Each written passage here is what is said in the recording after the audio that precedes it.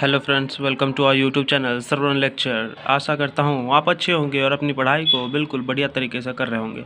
आपका board exam नज़दीक आ रहा है, इसलिए तैयारी आपको उसी तरीके से करना चाहिए और ज़्यादा से ज़्यादा आपको रिवीजन भी करना चाहिए। तो आपको करना क्या है, थोड़ा सा टाइम निकाल के आप रोज़ अपना रिवीजन भी करें और आगे का सिलेबस भी अपना कंप्लीट करते रहें। इससे क्या होगा, पीछे वाला भी आपको याद रहेगा और न्यू भी जो आप पढ़ेंगे वो आपको ध्यान में रहेगा। तो दोनों चीज़ साथ साथ चलनी चाहिए। अब ये नहीं कि एग्ज़ाम टाइम में 2 दिन बचा तो आप रिवीजन करना स्टार्ट किए और उस समय पढ़ाई कर रहे हैं, तो ऐसे काम नहीं चल पाएगा। आपको मूड को फ्रेश रखते हुए रिवीजन करना है, रिवीजन साथ साथ करते रहें। दिन का अपना आधा घंटा 1 घंटा रिवीजन को ज़रूर दें। रिवीजन एकदम इम्पॉर्टेंट है ताकि आप एग्ज़ाम में अच्छा नंबर प्राप्त कर पाएंगे। चलिए आज चलते हैं अपने मैथ के मोस्ट इंपॉर्टेंट क्वेश्चन पे और 5 हम क्वेश्चन करेंगे। जो हो सकता है इसमें से कुछ क्वेश्चन मैंने पहले करवा दिए हों, लेकिन आपको ये टेंशन नहीं लेना है कि ये क्वेश्चन हमने पहले कर चुके हैं तो और अच्छी बात है। ऐसे क्वेश्चन जब आपको एग्ज़ाम में देखने मिलेंगे तो आप इनको तुरंत कर देंगे। तो 5 क्वेश्चन करवाए जाएंगे, पाँचों इंपॉर्टेंट है आपके लिए, एग्ज़ाम पॉइंट ऑफ व्यू से बहुत इंपॉर्टेंट है। तो आप इन क्वेश्चंस को अपने कॉपी में नोट करके अच्छे से करेंगे और हमारा पढ़ाया हुआ वीडियो अच्छा लगता है तो लाइक किए बिना नहीं जाएंगे। चलिए आज के पहले क्वेश्चन पे चलते हैं। 2 गोलों के आयतनों का अनुपात 64:27 है, तो उनके वक्र पृष्ठीय क्षेत्रफल का अनुपात ज्ञात कीजिए। तो इजी क्वेश्चन है, बस आपको फार्मूला पता होना चाहिए, इसलिए इस क्वेश्चन को मैंने डाला है कि आपको फार्मूला याद है या नहीं है, ये चीज़ आपको ध्यान में रखना होगा। तो चलिए फार्मूला हम लिखते हैं कि जो आपका गोला होता है उसके आयतन का फार्मूला क्या होता है दोस्तों।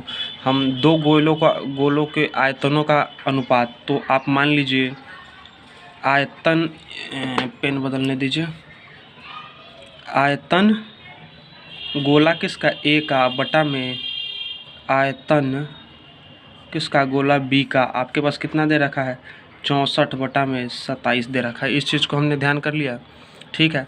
अब आयतन का फार्मूला क्या होता है दोस्तों, 4/3 पाई आर क्यू। इसको आप आर ए लिख दें, बटा में 4/3 पाई आर क्यूब भी होता है, तो इसको आर क्यूब आर बी लिख दें, ठीक है। हमने एक गोला को ए मान लिया, दूसरे गोला को बी मान लिया, ठीक है। और ये दे रखा है हमारे पास 64/27। ये 4/3 से 4/3 कट गया, पाई से पाई कट गया, तो हमारे पास बच गया आर ए बटा आर बी। अब पूरा का क्यूब, ये कितना है दोस्तों, इसको आप 64/27 को क्या लिख सकते हैं, 4/3 का क्यूब। इतना चीज़ आप समझ गए यहाँ से। तो आपके पास यहाँ से ध्यान देंगे तो हमारे पास आर ए बटा आर बी कितना आ गया, 4/3। अब हमें क्या निकालना है, वक्र पृष्ठीय क्षेत्रफल का अनुपात निकालना है। तो आपको वक्र पृष्ठीय क्षेत्रफल का फॉर्मूला पता होना चाहिए, जो कि क्या होता है, 4 पाई आर स्क्वायर। तो हम इसको आर ए बट स्क्वायर लिख देंगे और 4 पाई आर बी स्क्वायर, ठीक है। अब यहाँ से 4 से 4 कट गया, पाई से पाई कट गया, तो हमें क्या निकालना है दोस्तों, आर ए बटा में आर बी और इसका स्क्वायर निकालना है, क्योंकि यहाँ भी स्क्वायर यहाँ भी स्क्वायर। अब आर ए आर बी में पता है तो हमें आर ए और आर बी का वैल्यू डाल देंगे 4/3, और हमें इसका क्या करना है, स्क्वायर। तो ये हो गया स्क्वायर, तो 16/9, यही हो गया हमारा आंसर। तो अब देख लीजिए एक बार अच्छे से ध्यान से किस तरह मैंने निकाला है, जिस तरह ही क्वेश्चन को मैंने सॉल्व किया है उसी तरीके से आपको सॉल्व करना है। अगला क्वेश्चन बिना टाइम वेस्ट किए, ये अच्छा क्वेश्चन है और एग्जाम में आ चुका हुआ है सेम टू सेम क्वेश्चन, इसलिए इस क्वेश्चन को मैंने उठाया है। दोस्तों हमें इसमें एक्स और वाई का वैल्यू निकालना है। तो पहले तो आपके पास 2 इक्वेशन दे रखा है, 10x + y, और दूसरा है 2/x - y = 4। दूसरा इक्वेशन 15/x + y और -x - y = -2। अब दोस्तों x और y ऊपर रहता तब तो आप सॉल्व कर लेते, लेकिन x y इसमें नीचे है तो आप सॉल्व नहीं कर पाएंगे। इसके लिए आपको क्या करना होगा, x + y को मान लीजिए p और x - y को मान लीजिए q। x + y को मान लिया p और x - y को मान लिया q। अब जैसे वैल्यू दे रखा है पुट कर दीजिए, तो ये हमारे पास हो जाएगा 10। इस x + y के बदले डाल दीजिए p, तो हो गया 10/p। x - y के बदले तो q, ये होगा यहाँ पर 4 हमारे पास दोस्तों। यहाँ पे ऐसे ही क्या हो जाएगा, 15/p और ये 5/q, और ये हमारे पास आ गया -2। अब यहाँ से सॉल्व करना हमारे लिए इजी होगा। तो हम देखते हैं अगला नेक्स्ट स्टेप हमारा क्या होगा दोस्तों।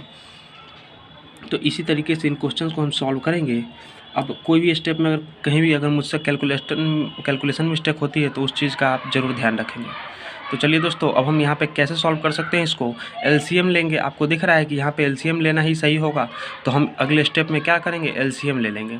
तो चलिए यहाँ पे p और क्यू को हम ले लेते हैं एलसीएम, तो हमारे पास क्या बन जाएगा, ये बन जाएगा 10Q प्लस क्यू से क्यू जाएगा तो ये 2P इक्वल टू 4।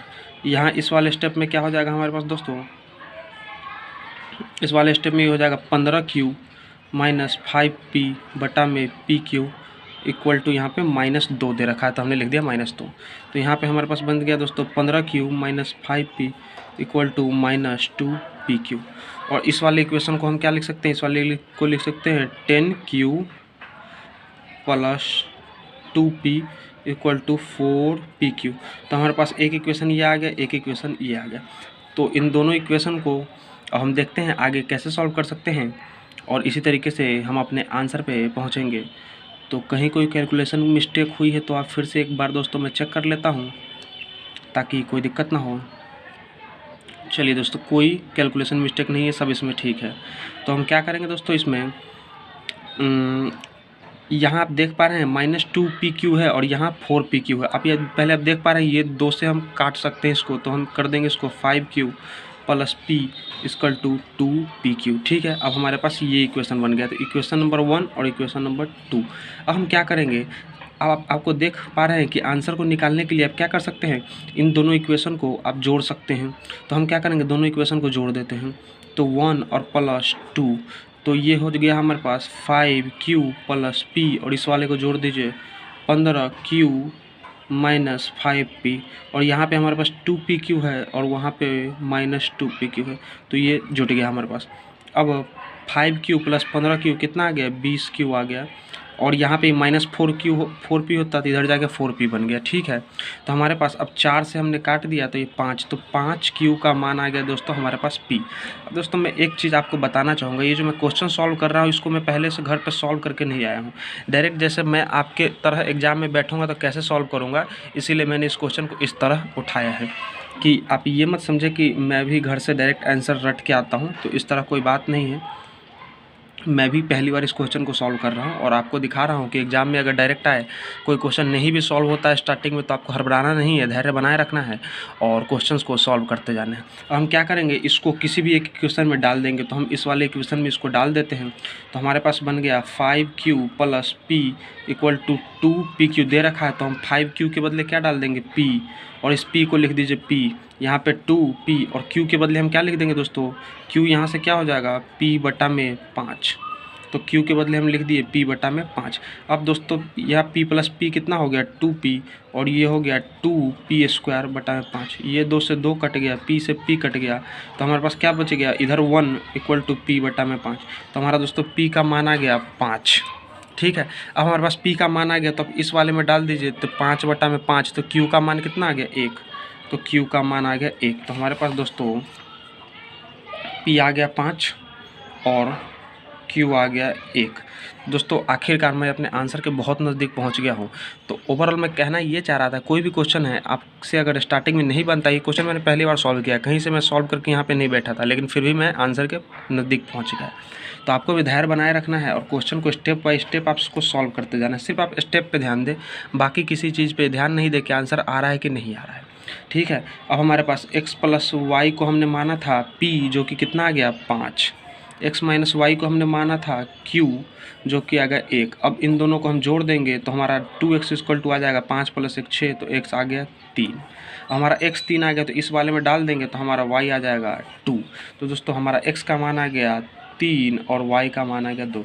अच्छा क्वेश्चन था, मैंने ही पहली बार सॉल्व किया, मुझे भी लग रहा था कहीं नहीं होगा और मैं आपको डायरेक्ट सॉल्व करवाने आ गया, लेकिन मैंने स्टेप बाय स्टेप सॉल्व करते गया। तो आपको ऐसे क्वेश्चन में क्या करने हैं, स्टेप्स को फॉलो करने हैं, बस इतना ही करना है। दोस्तों वीडियो हमारा अच्छा लगा है तो वीडियो को लाइक ज़रूर करके जाएं ताकि हमारा धैर्य बना रहे और हम आपके लिए और भी अच्छे अच्छे वीडियो बनाएं। मूव करेंगे अगले क्वेश्चन पे। अगला क्वेश्चन ईजी है और इन क्वेश्चन को सॉल्व करने में तो आपको कोई दिक्कत नहीं होती। यदि दो समरूप त्रिभुजों की संगत भुजाएं 2 3 के अनुपात में है तो उनके क्षेत्रफल का अनुपात क्या होगा।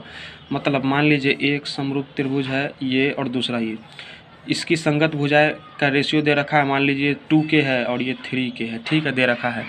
तो उनके क्षेत्रफलों का अनुपात क्या होगा। आपको पता है कि क्षेत्रफल का अनुपात क्या होता है।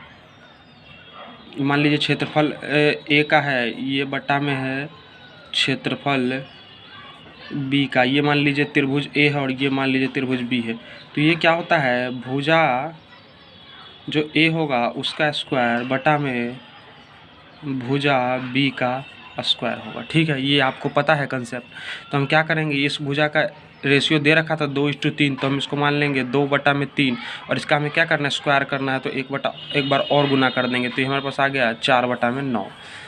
तो यही हो गया हमारा आंसर। इजी क्वेश्चन था, इसमें कुछ करना ही नहीं था बच्चों, दिमाग नहीं लगाना इसमें। अगला क्वेश्चन, यदि साइन ए का मान √3/2 है तो कॉट ए का मान निकालिए।